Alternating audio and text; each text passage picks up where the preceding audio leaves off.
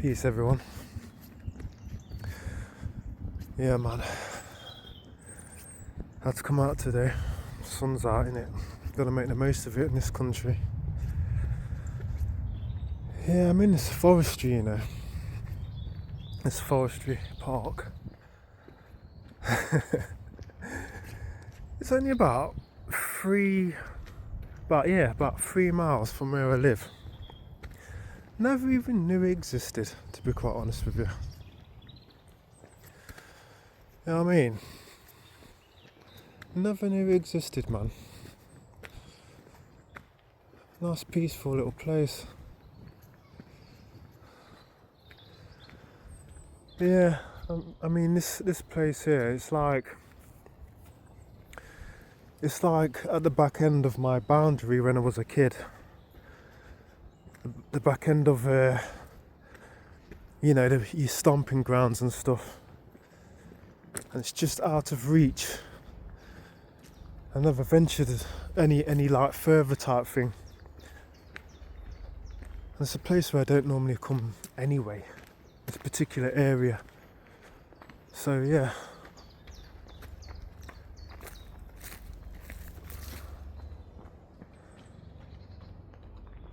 Nah. It's one of them ones that it's one of them ones, it doesn't look far with this camera, but it's far enough. Once I get into that other end there, my foot slips and I go into that mud. Nah, I walk around. But yeah, man, this is like a nice little spot to go for jogs and stuff, man. Yeah, nice little spot. I've been there all my life, didn't even know it existed. I don't know. But boy, I mean, yeah. Where should I go?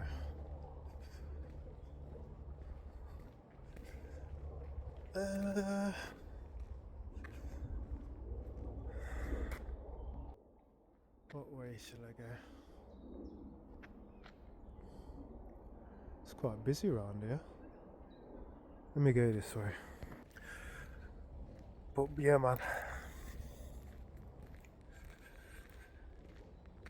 Got that dreaded phone call Sunday morning.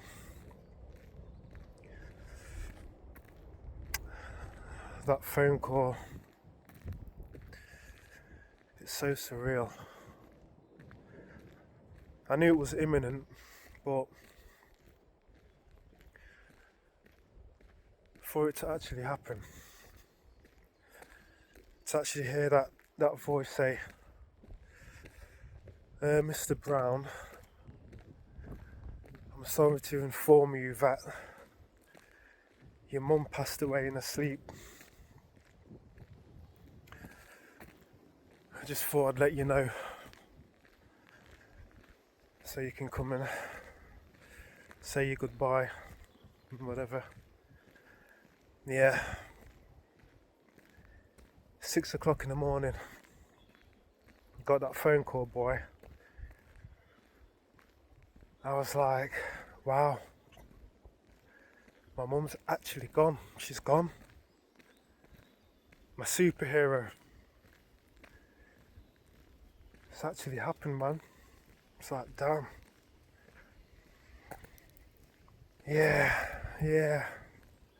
So since Sunday, everything's just surreal at the minute. You know, it's an emotional roller coaster, if I'm honest with you. And like I said,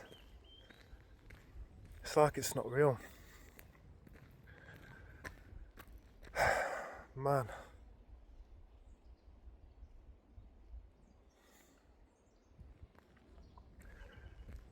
Yeah, a lot of reminiscing going on at the minute.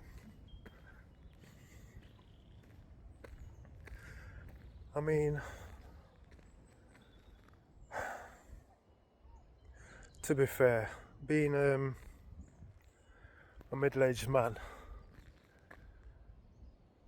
I'm obviously handling it better than if I was a kid. Let's put it that way. If I was a child, that'd be an absolute mess. You know, it's one of them ones as an adult, you understand life's ups and downs, isn't it? Death's a part of life, isn't it? So it's not that bad.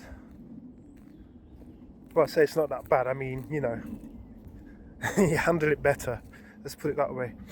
But from time to time, you know, the little child pops out, comes to the forefront and starts to bawl.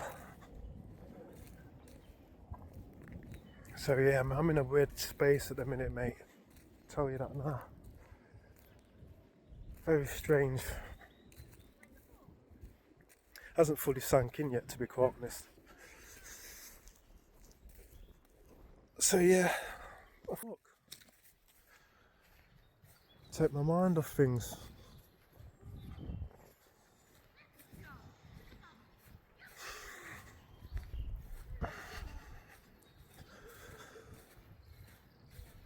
My mum lived to a good age anyway, 91. 91 years old. She did well for saying she was like getting beaten up by this dementia. Oh, they got some dip bars. Yeah, man, this dementia, man, it's like, it's rough. It's very rough. Last 10 years. And it's true. Speaking to my sister yesterday, she was like, yeah, she died twice. She died twice. And I was like, you know what, you're right. She died twice. The whole life of her just got wiped out of her memory. She didn't know who anybody was. Nobody. And I was dreading the day when I'd go to see her in the home and she wouldn't recognise me. I mean, that day came one day. And she's like, who are you? my heart sank. I was like, it's me, Mum. It's me, it's Glenn. She's like, Glenn? I don't know no Glenn. I was like, I'm your son. I'm your youngest son. It's Glenn. She's like, no, I don't know any fellas called Glenn. And she just had this confused look on her face. I was like, come on, Mum. Surely you remember me. You know, it's your wee Glenn. My mum's Scottish. It's your wee Glenn.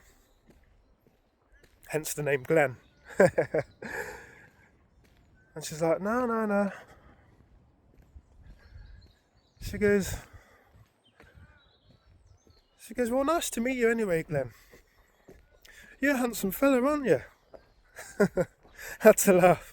I goes, well, thank you. Thank you for the compliment.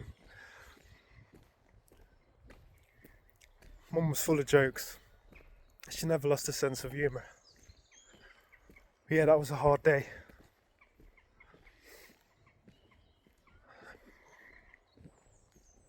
I suppose one of the good things about it is that she didn't witness her other two children passing away before her.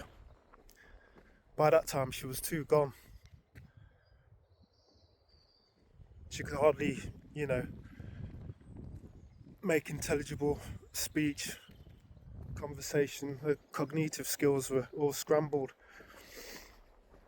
Half blind, going deaf. Yeah. But you know what? One of the hardest things to lose in life is your parents. But it's every parent's nightmare to lose the children. The parents are supposed to go first, not the children. I can just only imagine what that's like. And my mum witnessed my brother. We lost a brother 20 years ago.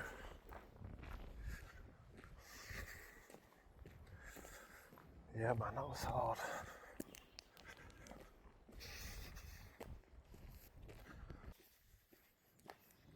You're right.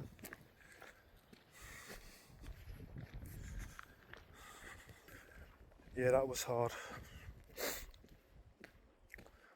I remember at the funeral, my mum was like, she was unusually upbeat and calm. I was like, Mum, you okay? You alright? She's like, yeah, of course I am, son. I'm good, I'm okay. All through the funeral. I never seen her cry once. All through.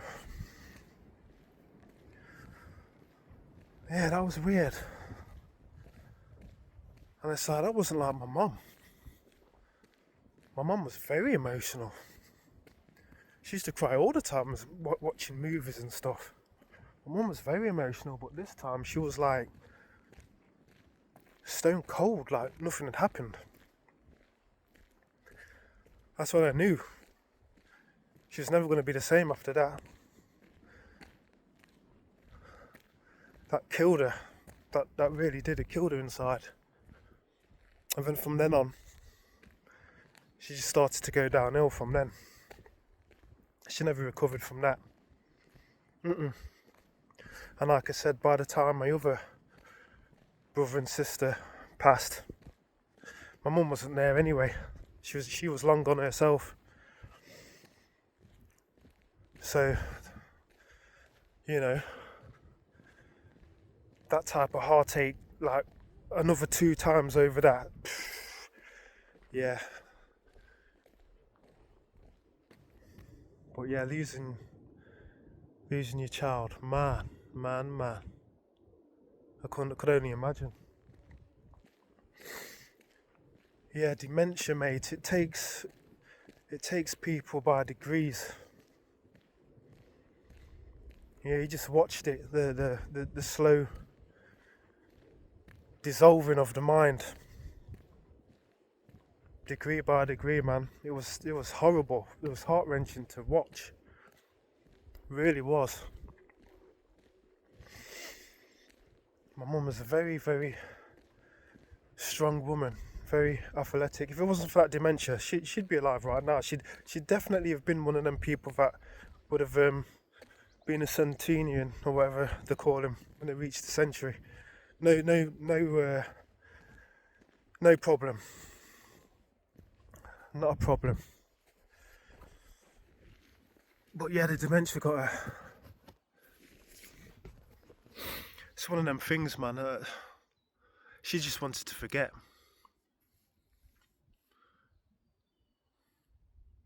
But yeah, the phone call, man. That phone call. That phone call, boy.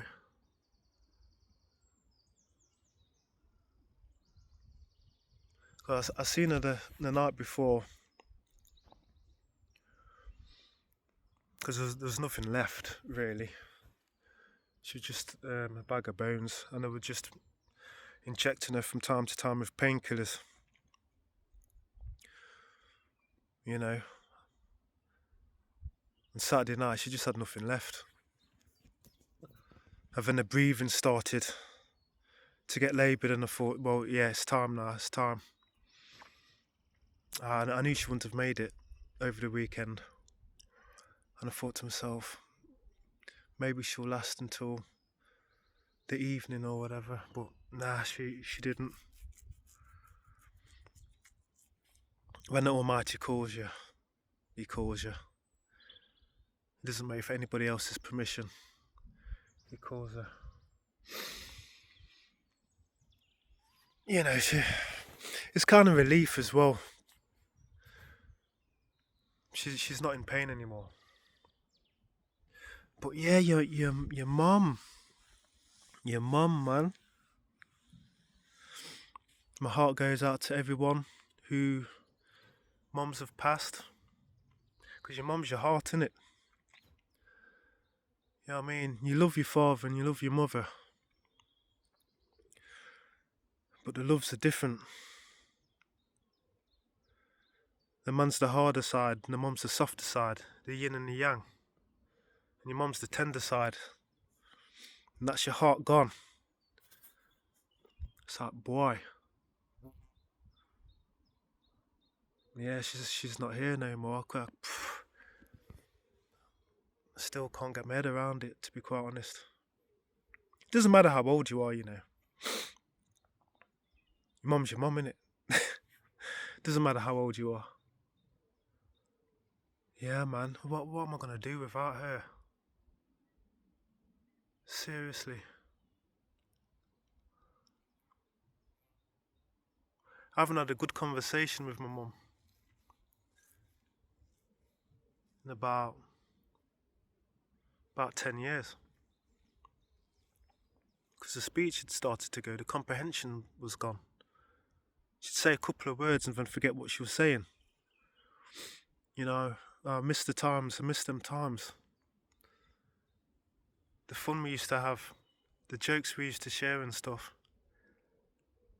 And it was gone. And she was there, but you couldn't communicate. That was hard.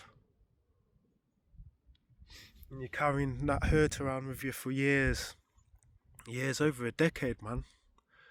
I was never the same. You're not the same. You're not the same. So it's true, like my sister said, my mum died twice. She did. You know, no, she's physically gone now. She's gone. Yeah, I mean, the only life that remains now is in the memories.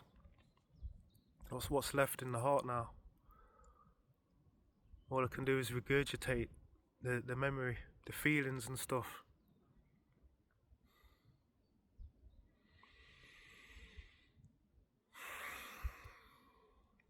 Yeah.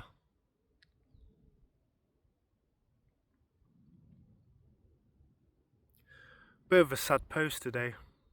Bit of a sad post.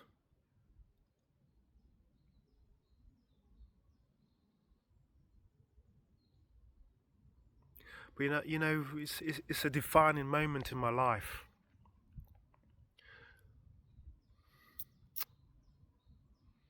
I just thought I'd share it. You know what I mean? My children can watch it later on. For my grandchildren, you know. I put things up primarily because I just use it as a journal, to be quite honest.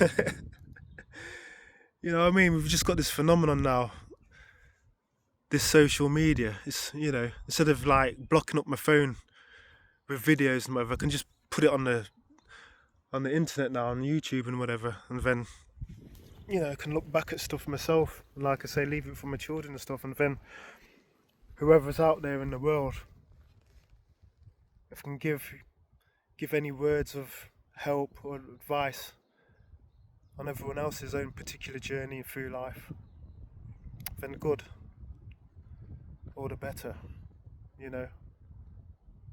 Something to leave, because we're all going the same way, aren't we? We're all on borrowed time, so we might as well leave something behind for everybody. That's how I look at it, you know. Yeah.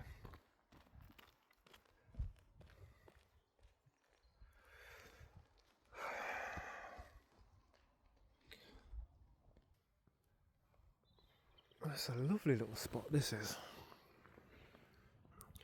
Sun's out as well, I'm getting a little bit of heat.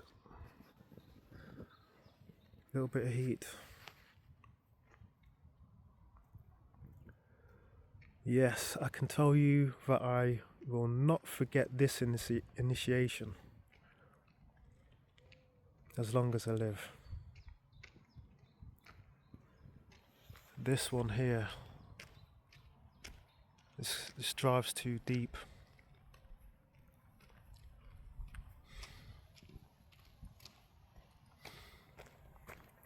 You're right.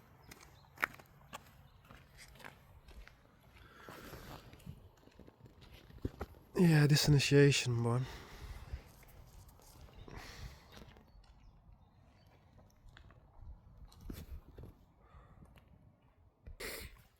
Life's one big initiation.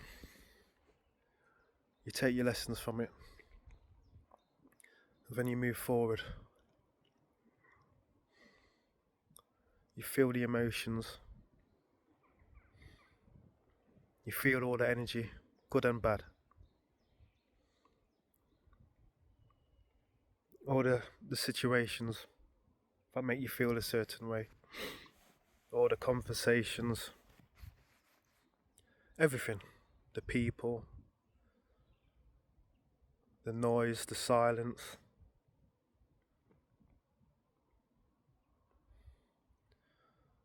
All the beauty.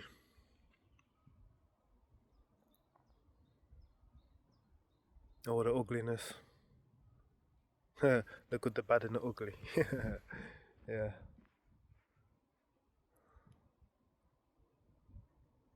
Yeah, this is one of the ugly moments. It might be a beautiful moment. Where my mind is right now, it isn't looking that pretty. I might look at this 10, 20 years down the line, and it might be one of the most beautiful moments in my life. Depending on how I'm looking at it. You know what I mean? You're never the same person from moment to moment. You're always learning, or you should be. You're always travelling, going towards a particular destination, maybe, or just enjoying the actual travelling in itself, the sights that you see throughout your travel. Then you decide what was the beginning and what was the ending. Depends how you look at it, isn't it?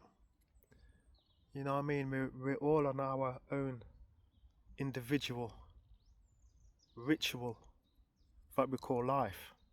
One long initiation. Any of you out there who are members of secret societies, of whichever it is, Freemasonry, some of them initiations are long, man. They're long, but life's longer. This is a longer one, and you take what you need.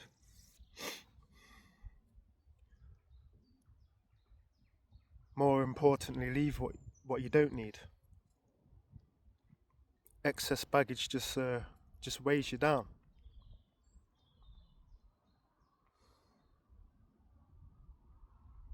Sometimes it's more important to leave things out than to take things up. You know, that's a wise person.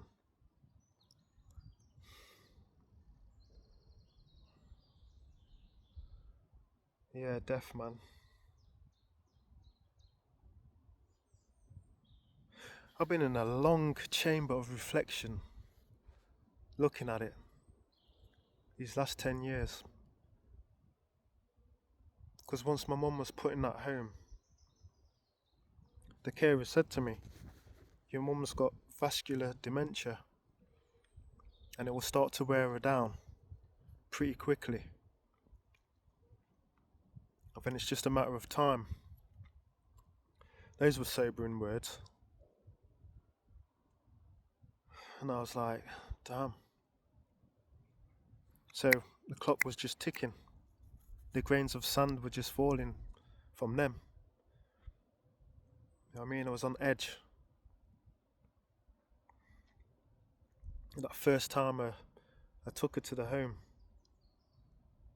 Boy, that was hard. That was hard. That was hard. She just did not want to go in. I don't live here. I don't live here. Take me back round to Bet's. I don't live here. That was my older sister that's passed. My mum was living with her. Take me back round. When's Bet coming? When's Bet coming? And then you could see the fear start to kick into her face. To the point where after much coaxing, I managed to settle her mind and make her comfortable enough. And I said goodbye to her at the doorstep. And she just had this look of betrayal on her face. It's like, you betrayed me. That was hard, man. That was hard. That was hard. I'll never forget that day. And then shortly after, every time I used to pick her up, we used to go for walks. And I'm dropping her back off again. Because she forgot every time where she was living. We had to replay that moment time and time again, man. It's like, oh my God. Yeah, man. Yeah. Until she got like too sick. When I wasn't physically able to take her out. Her mind went first anyway. She didn't know where she was after a few years anyway. And then it come to the point where she was too sick to get her in and out of the car anyway. And it's like, you can't take your mum out with you anymore. That's it, it's done. Couldn't even bring her around my house. Used to bring her around my house all the time, Sunday dinner. Couldn't even do that anymore. And years went by. It's like, boy. Like I said, by degrees. Now she's gone. I mean, gone. Yeah.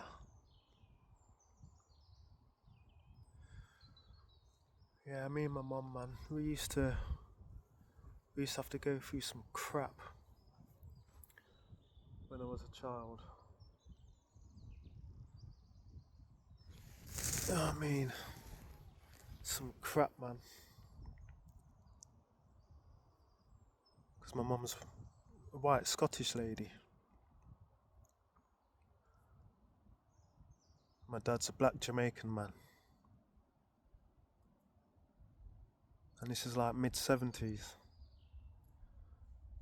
So the racism was still fresh from the 60s. No blacks, Irish or dogs.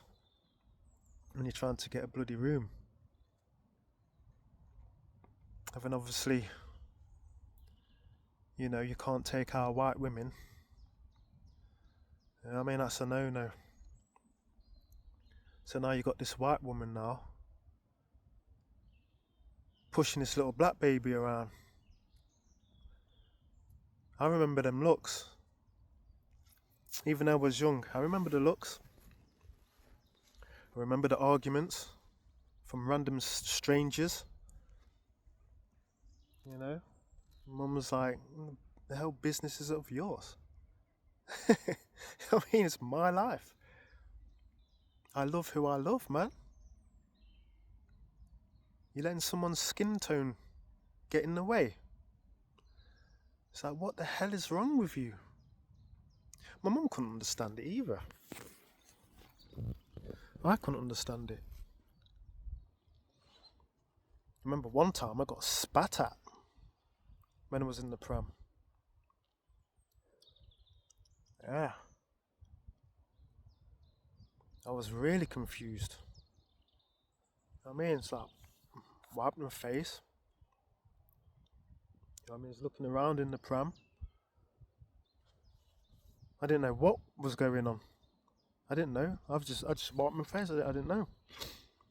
My mum like looked at my face. She's like, "Did that bloke just spit in your face?" I was like, I don't know. Just a kid, aren't you? My mum went absolutely mental.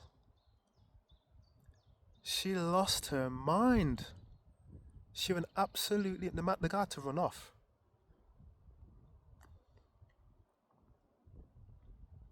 Yeah, my mum would have tore him to bits.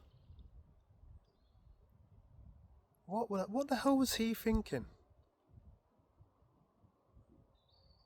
The hate. What is that all about? I remember my mum crying, pacing up and down. You know what I mean? Running back up the road, trying to get this guy. You know what I mean? Yeah, my mum was like proper Glaswegian lady, man. She didn't play no games when she lost her temper, I tell you. You know what I mean? What the bloody hell you think you're doing? That's my son, that's my son.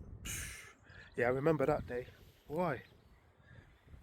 School bus going to school, or the row of ladies on the opposite side in the seats in the school bus, all nattering away, looking over at my mum. You know, looking at me. You know, passing the little BS remarks about my mum, going with a black man, this, that, and the other. My mum was like, one day she just said, look, I want all of you off the bus. You know what I mean? I'm beating all of you down today. This is it. This is done today. We ain't doing this no more. You know what I mean? It's like all of you outside. Let's go. Obviously, no one wanted to go outside that day off the bus. But my mum was like, nah, I'm not doing this no more. Yeah, no one wanted to get off the bus that day. But yeah, constant crap, man. Constant crap. Me and my mum had to go over some crap. You know. Than all the racism I used to get. Mum in tears. The word half-caste, she didn't like. No, I didn't really fully understand it. I thought it was just like normal. Just a normal word that people used for mixed race children. My mum was like, who's calling you half-caste? I'm like, that's what I am. She goes, no you're not. She goes, who's been telling you this? I was like, everybody calls me half-caste. She goes, what do you mean everybody calls you? She goes, I hate that word. Half-caste? You're in a half-caste? I goes, you ain't no half-caste. I goes, who in the hell has got the right to label you and put you in a caste? In a caste system? You know what I mean? My mum was clued up, mum. She's like, you ain't no half-caste, nothing. She goes, you're just a human being. You're a human being.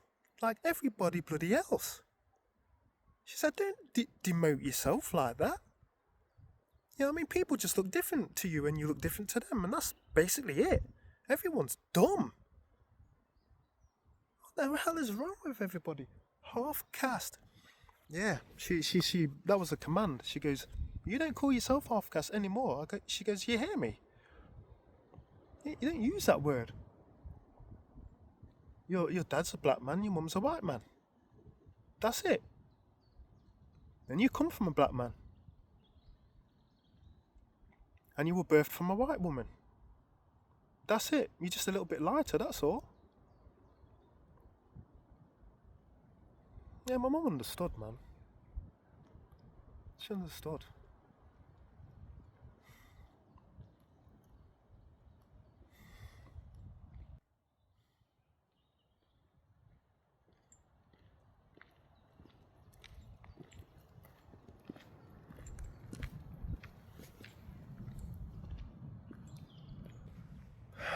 Yeah, half-caste.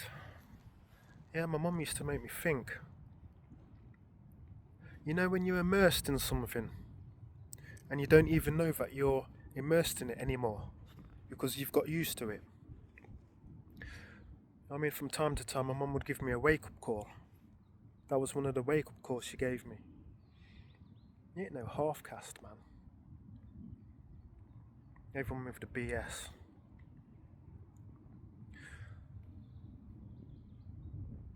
The racism was majority white. That's just standard. You know? That's not to hate on white people or anything. I can't. My mum's a white woman. I can't. It's impossible. But the fact of the matter is, the majority of racism came from white people.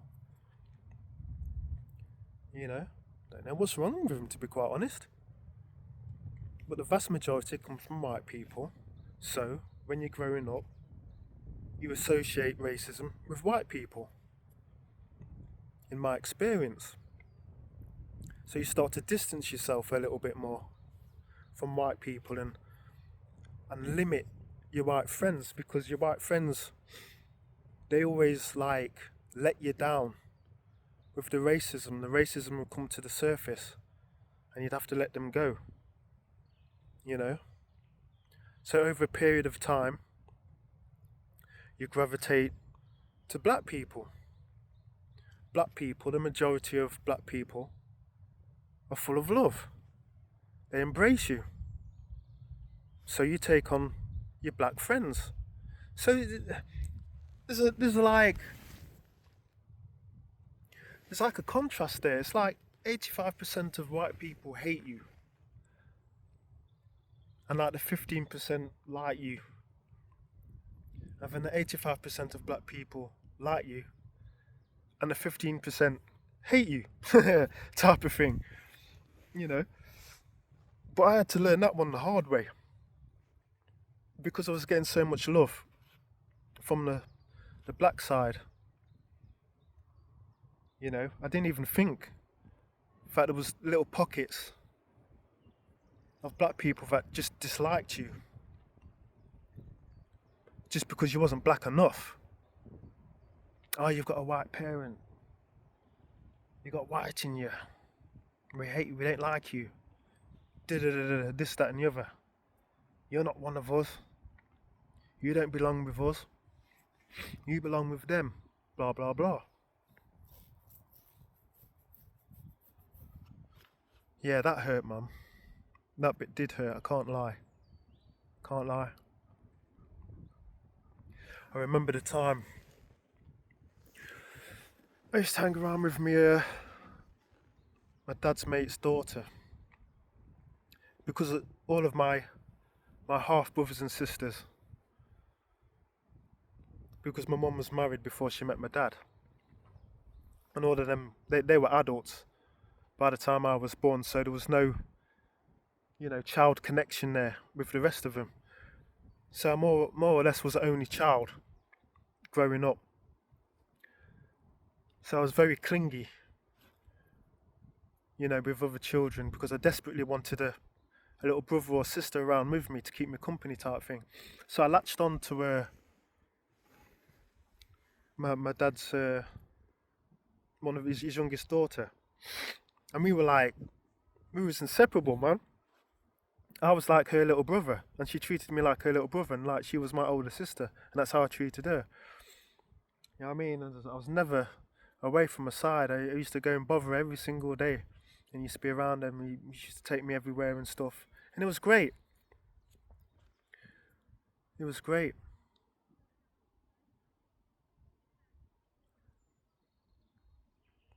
And I used to have this other little black friend, and he had like a family full of like sisters. There's loads of them. And we always like hang around together and get along, type thing. And then one day, he's like, he called me around, because they all used to live around the corner. And he's like, oh, Glenn, you coming out to play? I was like, yeah, sure. You couldn't keep me in the house them days. He was like, "You coming out to play?" I was like, "Yeah."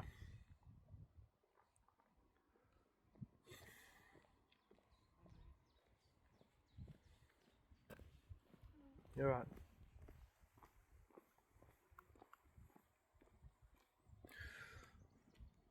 So yeah. So anyway, it goes round with him, around the corner, and everyone's outside of this girl who was like my adopted sister type thing. It was all like, laughing and joking and whatever.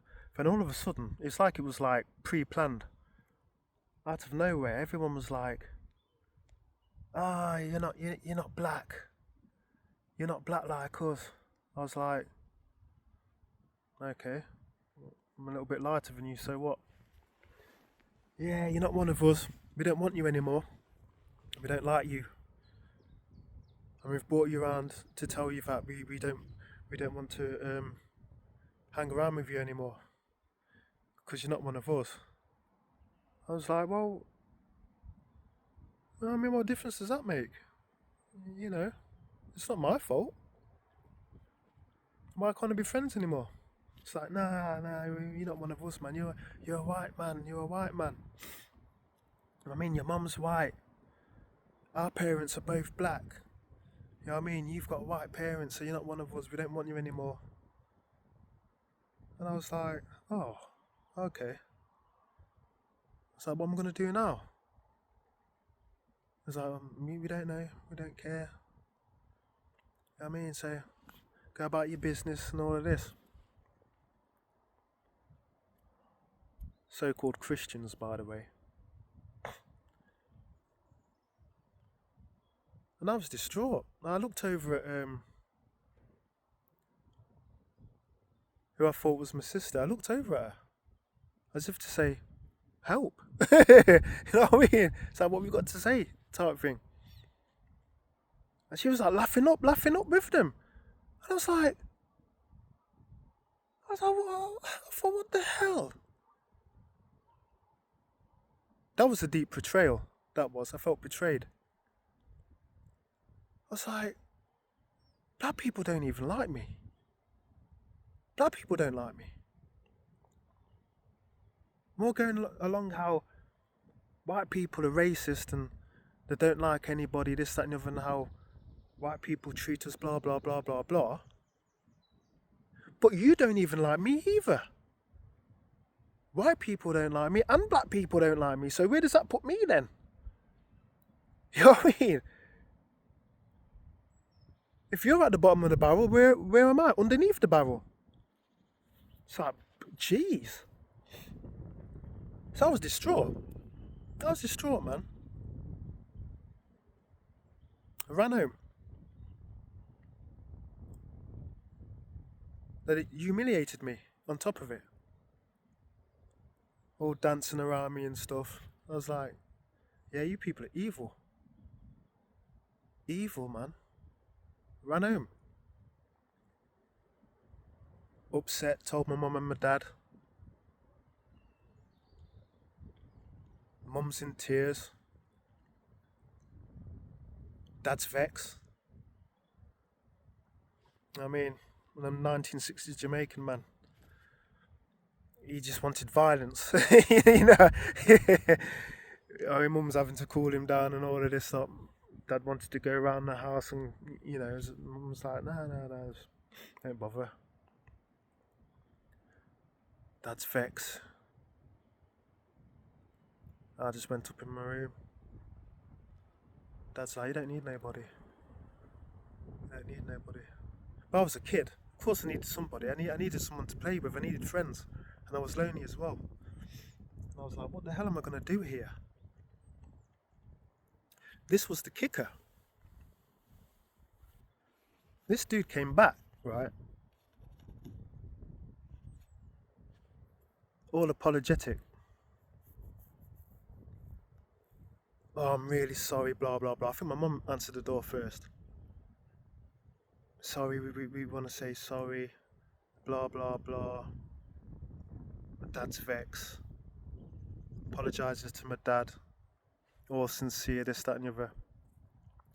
I come downstairs, it's like, Glenn, man, it's like, I don't know what we was thinking. It was terrible. We're so sorry.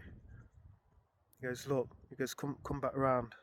You know what I mean? We'll apologise. We shouldn't have done that. That was terrible. Here's me and I all happy because all I want to do is be friends. I'm like, okay, all right. And I was elated. You know what I mean? That he felt it in his heart to come back and befriend me. You know what I mean? I was like, okay, he really wants to be friends. They're really sorry. Okay, good. They didn't mean it. You know. This guy only brought me around for a second helping of racism. It wasn't funny at the time. Let me tell you this. It was not funny at the time. He brought me back. Everyone was like, oh, we're sorry, Glenn, this, that, and the other, blah, blah, blah, blah. And then, again, it was obviously pre-planned, orchestrated, all at the same time. Ah, you're white, man. We don't want you back, really. We don't want you back, really, you fool. You fool for coming back round. He goes, nah, man. He goes, go along, man. You're a white man. We don't want you. This, that, and the other. You're an idiot and all of this. I couldn't believe it. I just couldn't believe it. I just looked at everyone in just utter dismay and shock. That changed my life, that did. That changed my life. That changed me. That day right there. I just sank to my knees. I sank to my knees. Because I had nothing left. Because I already did the crying at home. I didn't have no more cry left. I sank to my knees. My eyes were just full of tears. And I was just there looking at the floor. Not even that pulled any sympathy from the girls. You would have thought that would have broke their heart. That made it worse. That gave everybody more joy. Until I summoned the strength, I just walked home slow. It didn't even matter what they were calling me anymore, because everyone was still shouting and, you know, following me home, dancing around me and stuff, until it got a little bit too close to my house. So they got scared and had to run off. And that was that. That was that for me. So looking back as an adult, that was one of the best initiations of my life. A thorough understanding of human nature. It doesn't matter about the skin. Some groups of people have built up more negative energy than others, but people still have it regardless. Because up until that point, I thought the sun shone out of every black person I've seen until that moment where I got a reality check. Yeah. And this is like a kid. I actually wanted to die. I told my parents I don't want to live anymore. That's enough for me. How old must have been? About 10.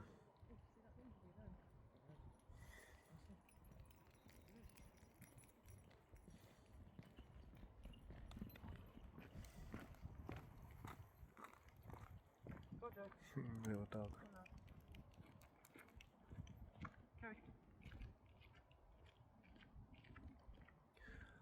Yeah, I wanted to die, man.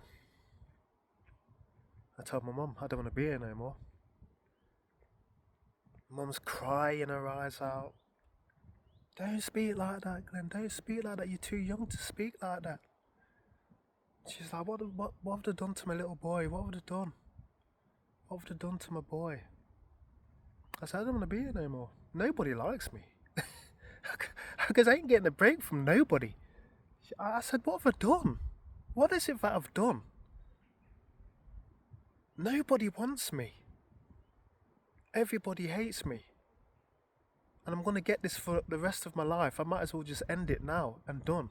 I'm not happy. I'm not happy no more. I don't want to be here. A kid with suicidal thoughts like that, eh? Huh? I can only imagine what my mum felt like, to be quite honest. I can only imagine it.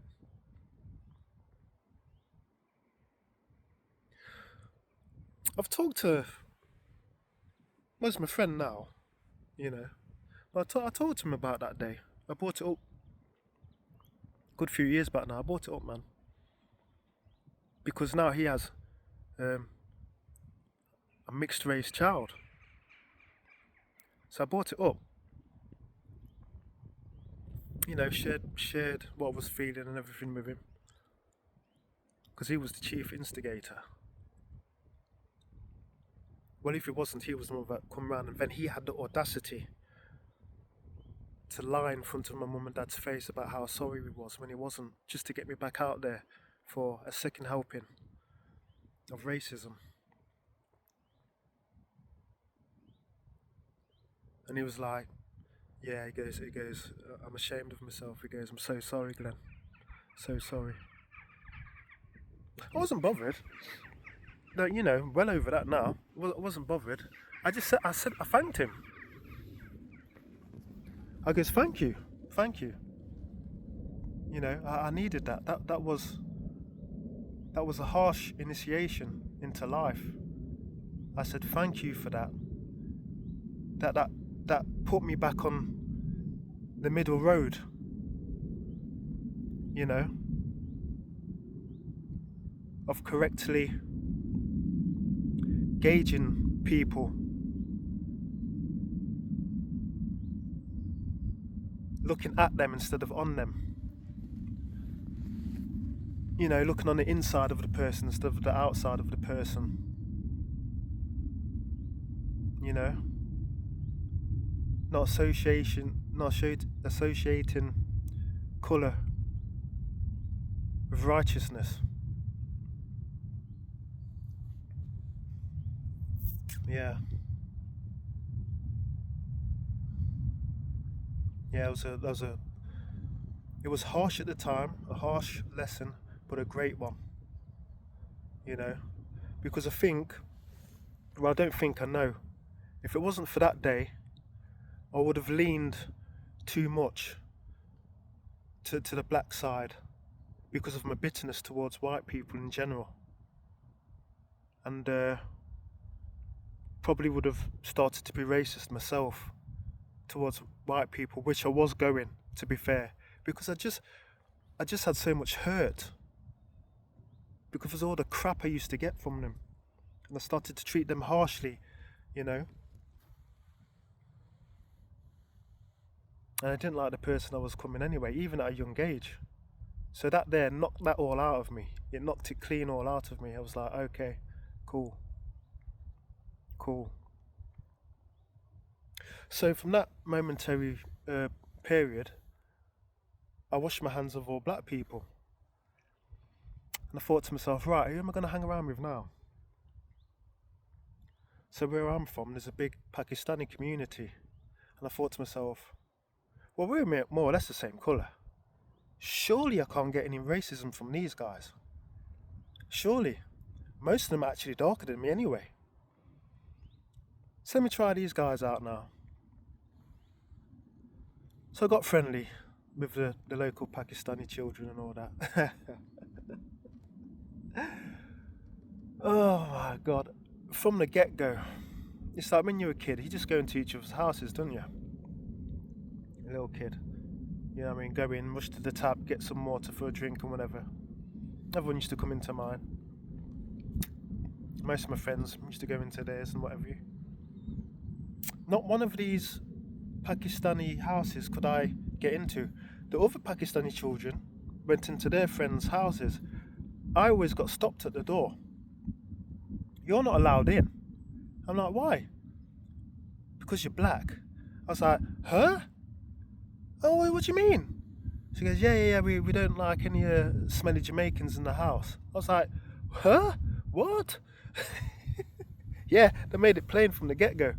Yeah, no black people allowed in. It's like all the houses, I was like, okay, these guys are different. Jesus Christ. It's like, oh my God. Oh my God. Wow.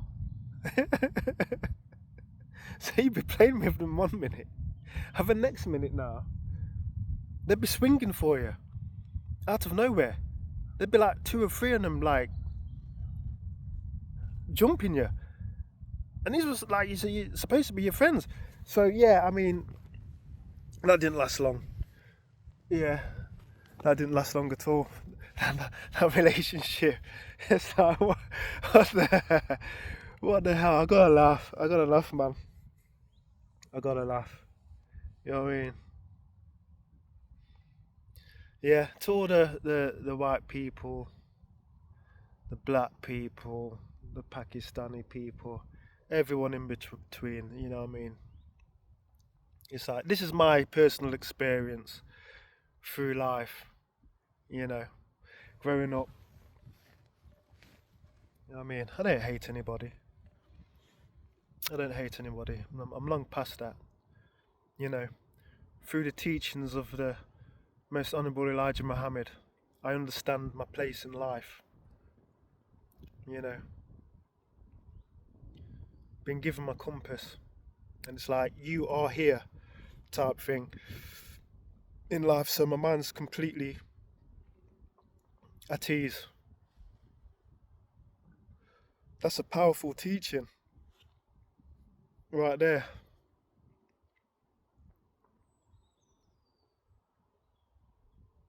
from the God in person, Master Farad Muhammad. That's the powerful teaching. I'm not going to say a, I'm going to say the. If you're confused in any way, start watching Farrakhan, his student that's around today. He's been around for many decades as a divine warner in everybody's midst. Obviously, you come for the black people first, because black people, we're down in the mud. Globally, no one likes us. Nobody likes us. They like that our swagger and the way we dress and the trends and our athleticism and blah blah blah and all the rest of it. You know, our mental accolades are always suppressed because of this notion to keep that we're dumb and we're of no use mentally, to make it easier to hate us and get rid of us on the planet and stuff like that. But you know, the world needs that teaching, whether you like it or not. The world needs it, man, because the world is in a mess at the minute. You know, mixed race, so-called mixed race people as well. I tried my stints with a lot of them too, but like mixed race people, it's like, because we passed from pillar to post, some of them are too black, because that's the way I was going. Some of them are too white, because of their experiences with their white side of the family. Maybe it wasn't too bad, you know. And others put themselves in a league of their own. We're better than you because we're light skinned. You know, we're you know, people unto ourselves. We're better than everybody else. We're pretty. We're this, we're that. So I've seen all sides. You know, and it's like, yeah, it's like we're all turning a bit weird, aren't we? You know. So no, just be a child of God, man. Just be yourself. I'm a black man. I come from a black seed, just the same as an apple seed. Doesn't matter where you plant it, it's going to grow up as an apple tree. You know, it doesn't matter. An apple tree is an apple tree. A black seed is a black seed. So just thought I'd clear that up, make that very simple. for people who, try and make it overly complicated. No, I come from a black seed. I'm a black man. I just happen to have light skin. That's basically it. But yeah, I mean, I thought I'd share my experience growing up. Since my mum's gone, it brings up past memories and stuff, and the troubles and that we had to go through together.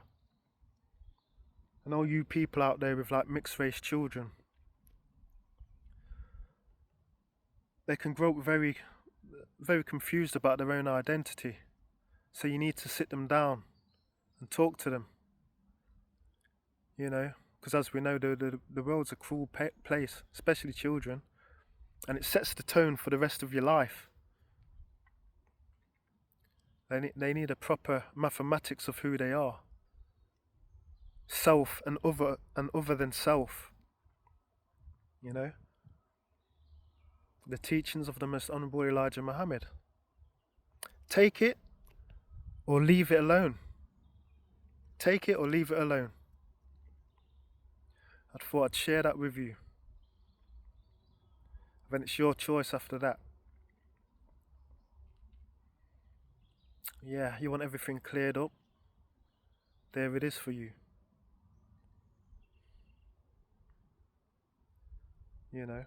Puts your mind completely at rest. There's no umming and ahhing of who you are anymore. You don't need to go through that stress. Yeah.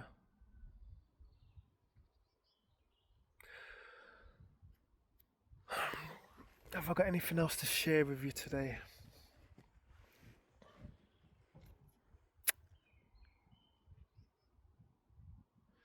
Been chatting for an hour. Yeah, I think I'll wrap it up.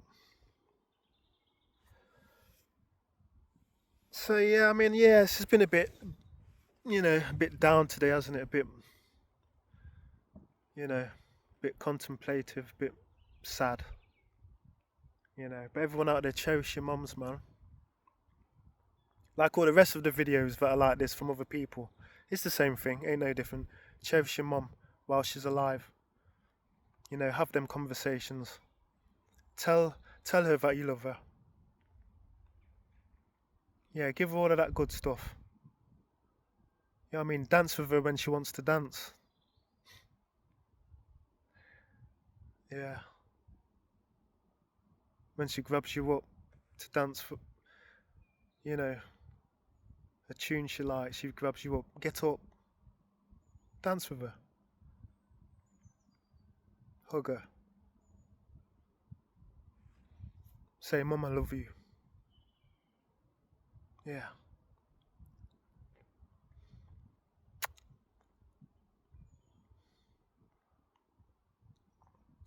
Yeah, don't leave it too late. Because that day will come.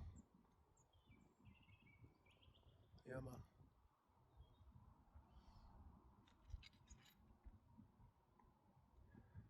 Yeah, I was just watching her. There. She was all still. Just watching her. It was like it wasn't even happening.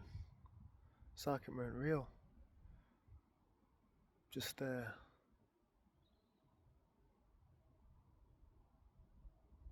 I had to get off before the coroners came.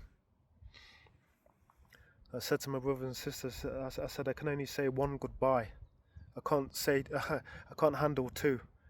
I can't see them take the body out. That's too final for me. I said I can't do that twice. I said I'll leave that for the funeral. That's gonna be too devastating for me. So I got off.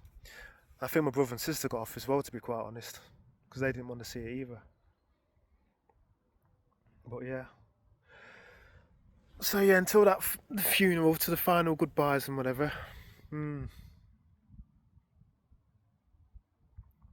Yeah, it's a funny feeling, man. That's why I had to get out today. I'm up and down, up and down, up and down.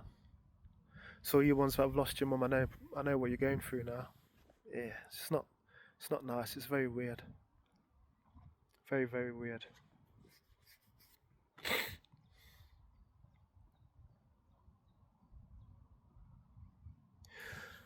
Yeah, I thought I'd share that with the world. Get what you need out of it. You know, from my experience as a mixed race person as well. So-called mixed race. I say that for identification purposes, I suppose. You know what I mean? You know. But yeah. Talk to your mixed race children. It's not easy. It weren't easy back in the 70s, I can tell you. You know what I mean? You don't know what you're bringing your children into. You know what I mean? So think about that first. And make sure you're with them. Guide them along. Because they need it. Guide them along. Guide them along. Tell them about the black side. Tell them about the white side. You know what I mean? And give them the proper maths. Yeah?